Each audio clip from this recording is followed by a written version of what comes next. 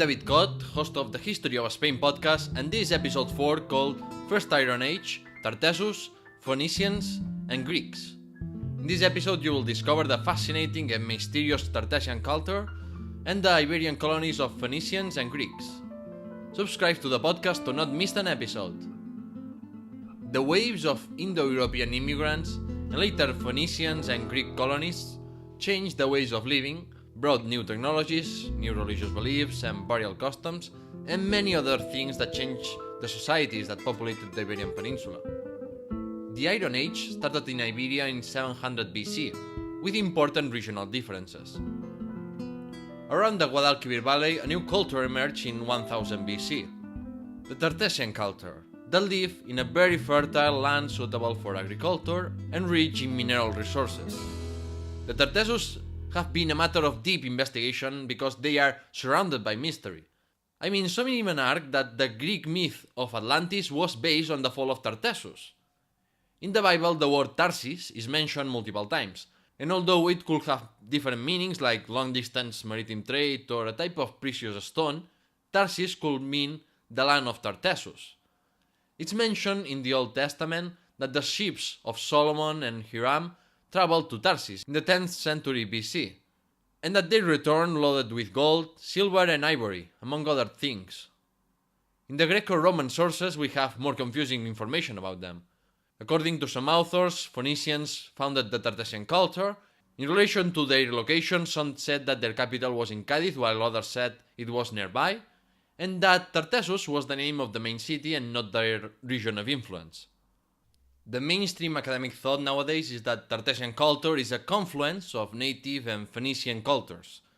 The most likely location of the capital of Tartessus is Huelva, in the west of Cadiz and Seville, as its red-colored river called Rio Tinto contains high levels of iron and other heavy metals, and the nearby area has mines of copper, silver, gold and tin. Furthermore, the estuary of the Guadalquivir River was located more in today's inland in the first millennium BC. There is a theory that locates the city of Tartessus in a delta of the river that is now underground. What is clear is that the Tartessians were important producers of gold and silver. We not only have literary references about their mineral wealth, but also archaeological evidence that confirms it. We have treasures of gold and silver that were decorated in detail, tools for extracting and working metals, beautiful religious artifacts. You should go and search it on Google Images to see how incredible their works were, or visit thehistoryofspain.com where I will post some images. The Tartessians prefer small but dispersed towns rather than big urban concentrations. The location of Tartessian towns was based on the location of resources, like close to mines or fertile lands or rivers, which suggests that they had a complex and integrated economic system in the area of western Andalusia. The lack of walls and weapons and the easy-to-access location of towns suggests that their society was pacific and focused on trade instead of conquest. The problem to learn more about Tartessus is that the cities that historians consider to be the most prominent of the civilization are Cadiz, Huelva and Seville. All of them are important cities of Spain, so archaeological research is complicated because apart from the modern city we have the medieval and Roman cities underground, before the Tartessian cities. In fact, the majority of archaeological findings of Tartessus have been found in what's considered the Tartessian area of influence, in the interior rural region of Extremadura, along the Guadiana River. There are the spectacular rests of El Turuñuelo, for instance. That is a very big and at least two-floor building that has yet to be totally excavated. The building was born and sealed at the end of the 5th century BC, when Celtic tribes were invading the region. Archaeologists led by Sebastián Celestino and Esther Rodríguez have found more than 50 sacrificed animals, half-being horses, the bones of an adult man, and architecturally advanced structures. That only with 15% of the site excavated. In all Tartessian urban structures there were sanctuaries, and it's important to mention here that sanctuaries were not only religious centers, but also commercial centers.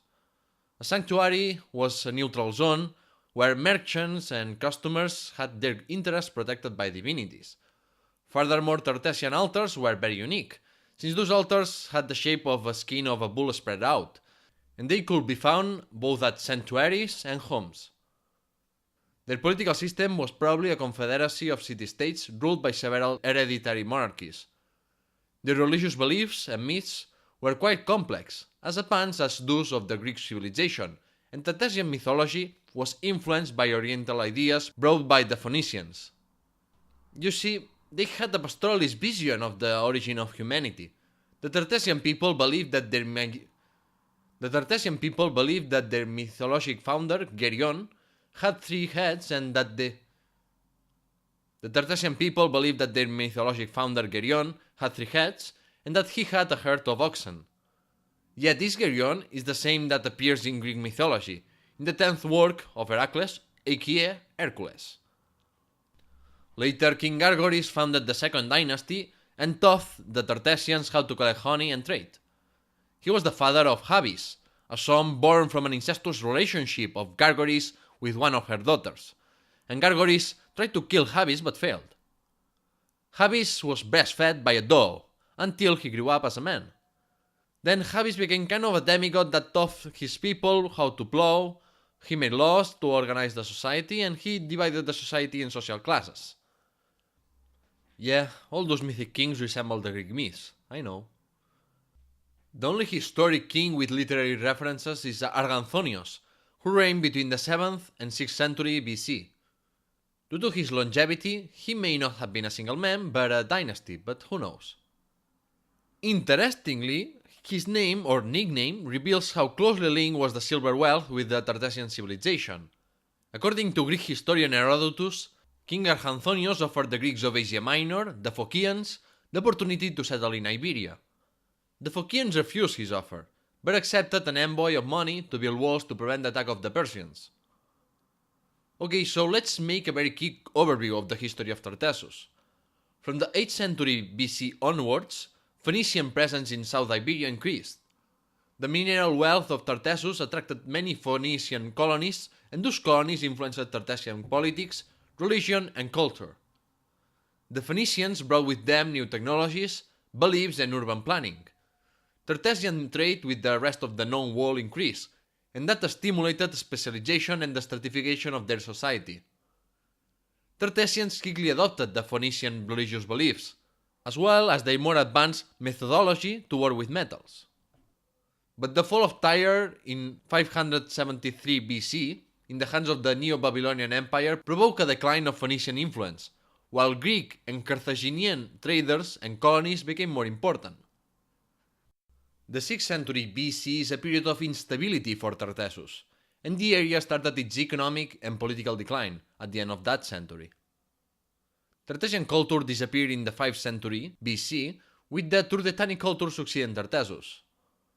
Some researchers, like archaeologist Adolf Schulten, defended the theory that Tartessus was destroyed by Carthage as they wanted to colonize and control the mineral riches of the region, but the causes of their fall are still uncertain. The interest for Tartessian mineral wealth fell, as Sicily and Sardinia became exporters of mineral resources, with the advantage of being closer to the wealthier Eastern Mediterranean states and the emerging Etruscans of Italy. In addition to that, geologists have recently discovered that there was an earthquake and tsunami in the area during that period, which could explain the disappearance of Tartessus and maybe the myth of Atlantis. But from where did the Phoenicians, that I have mentioned so many times, came from? Phoenicia was the region that today Lebanon occupies. Yes, in the Levant region of the Eastern Mediterranean. Imagine how important Tartessus was as a center of metal extraction and production that they came from that far. Well, because of that and because they didn't get along with Assyria, so they were forced to make long-distance trade. The Semitic Phoenicians first founded Cadiz and they slowly built new colonies along the southern Spanish coast.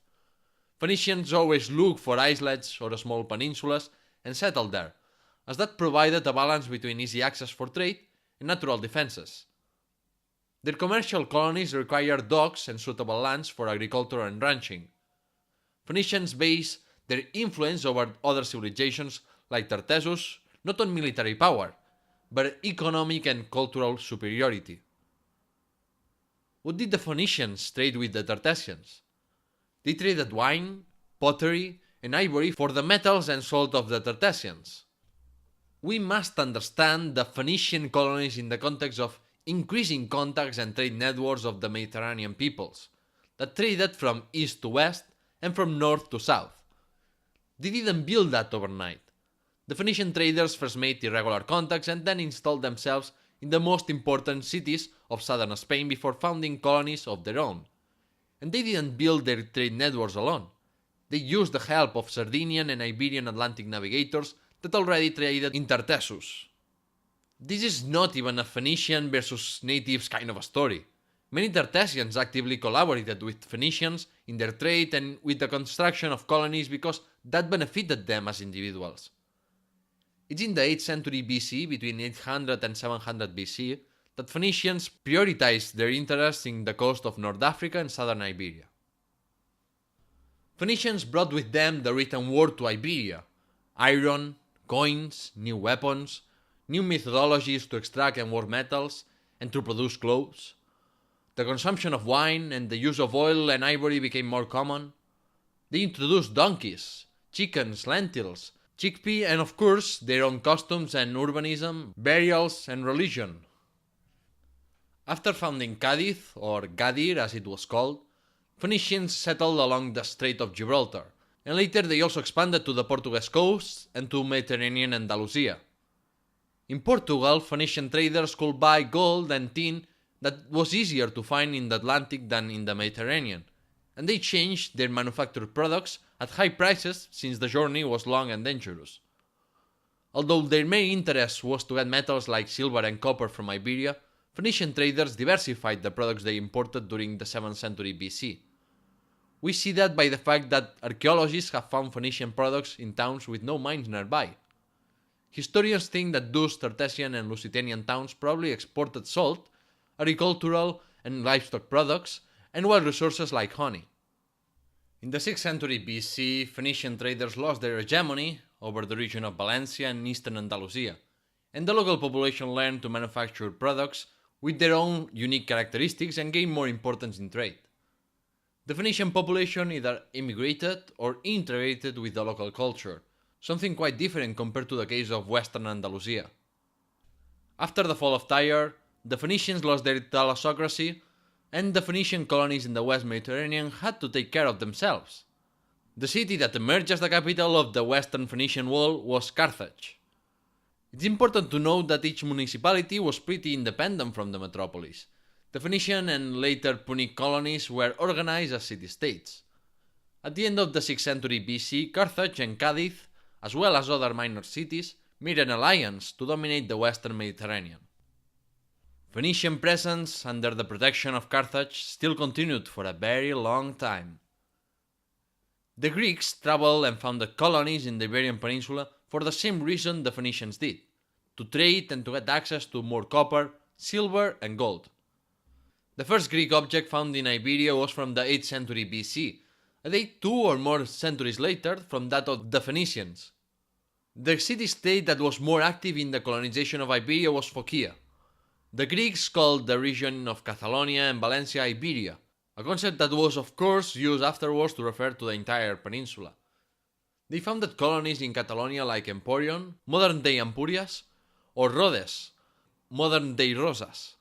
Those may have been intermediate cities used both to trade with the natives close to the colonies and to trade with the Tartessus of southern Spain that were still relevant in the 6th century BC. While the Phoenicians dominated southern Spain, the Greeks dominated the poorer regions of Catalonia and Valencia. It's important to highlight that Phoenicians and Greeks weren't like bitter enemies that monopolized those areas. Phoenician traders could go to Greek areas of influence and the other way around too. In any case, after the fall of Phocia due to the invasion of the Persians in 546 BC, faraway colonies like Emporion grew with an influx of refugees. As a matter of fact, I visited the archaeological rests of Emporion and it's pretty impressive. The site hasn't been completely excavated, but it was nice. Most of the remnants of Emporion were from the Roman period though. There were many Roman homes and even a wall with a big chisel on it. Myths of the 8th century BC, like the story of how Hercules stole the oxen of Geryon in Iberia, or how he obtained the golden apples of the Garden of the Hesperides, denote the mystical and mysterious image that Greeks had about the peninsula at the time. It was only later that Greek traders and colonies made regular contacts with the Iberian Peninsula, since they focused more on the colonies of the Italic Peninsula. The legends told by the Phoenicians of the land wealthy in mineral resources attracted Greek traders. During the Peloponnesian War and the Greco-Persian Wars, Greeks learned how to build massive navies quickly and with better durability than those of the Phoenicians. The colonial expeditions were usually organized by the Greek city-states during a time of demographic boom or in a year with a bad harvest, in order to prevent revolts and to lower the demographic pressure. Colonial expeditions were led by oikistes, which were men of aristocratic lineage that represented the authority of the polis overseas.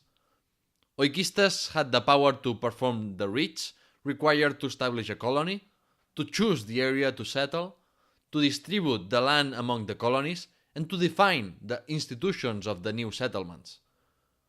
The commerce in Greece was more private than in Phoenicia, and the political power only intervened if there was a political or economic crisis. To start commercial operations, Greek traders usually obtained a financial credit to hire a crew and rent out a ship.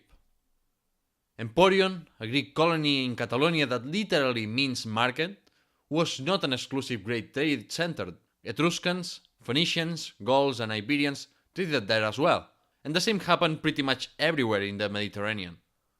Around 535 BC, the Battle of Alalia took place between Greek Phocian refugees that migrated to Corsica and Carthage and the Etruscans. The naval battle was a Pyrrhic Greek victory, and they had to migrate again. Some went to mainland Italy, others to Massalia, modern-day Marseille, and a few to Emporion. Due to the population growth, Emporion expanded beyond the small island where the Phocians first settled. The colony grew enough to become a small, independent city-state of its own, as it's evidenced by the fact that they started producing coins. The coins of Emporion were quickly adopted in the area of Catalonia and southern France, and the city was quite important between the 5th and 3rd century BC. After that, you know that the Roman Republic started overshadowing the Greeks. The verdict! Today's verdict is a reivindication of the Phoenician heritage, and I say that because the influence of the Phoenicians in Iberia has often been underrated. That's because Spain is an era of the Roman Empire, which in turn inherited the Greek culture. But following this process, the classic Greek culture was influenced by the Phoenicians as well. Not only in arts, but even their alphabet is an adaptation of the Phoenician alphabet. Maybe it's true that in the long term, the Greeks influenced more modern-day Spain, but I find important to highlight here that during the First Iron Age, Phoenicians had a much vaster influence than that of the Greeks. I don't know if it's because Spanish nationalism rejects our Semitic influences, or because it's cooler to say that Spain is a descendant of Greco-Roman cultures that gave birth to Western civilization. In any case, these kind of oversimplifications get on our way to know history. Not mystified history, but real history. And with that, the verdict ends. I hope you enjoyed the launch episodes. I know that the topics covered aren't the most interesting of Spanish history, but I wanted to start the history of Spain from the start. In any case, give me some feedback. I want to know if you like it, if you think I'm boring or I don't pronounce some things well. You can also say that to me, no worries. In the next episode I will cover the cultures of the Iberians, Celts, Celtiberians and Basques. Before we get into the Second Punic War, that is when proper written history starts in Spain. To end this episode, let me remind you that the podcast has a website, thehistoryofspain.com, where you can find the scripts of the episodes and a list of books about the history of Spain available on Amazon. And you can also subscribe to the weekly newsletter. Please subscribe to the podcast on Apple Podcasts, Spotify, YouTube and more, and follow the social media accounts of Instagram, Twitter and Facebook. I hope you enjoyed the episode, and thank you for listening.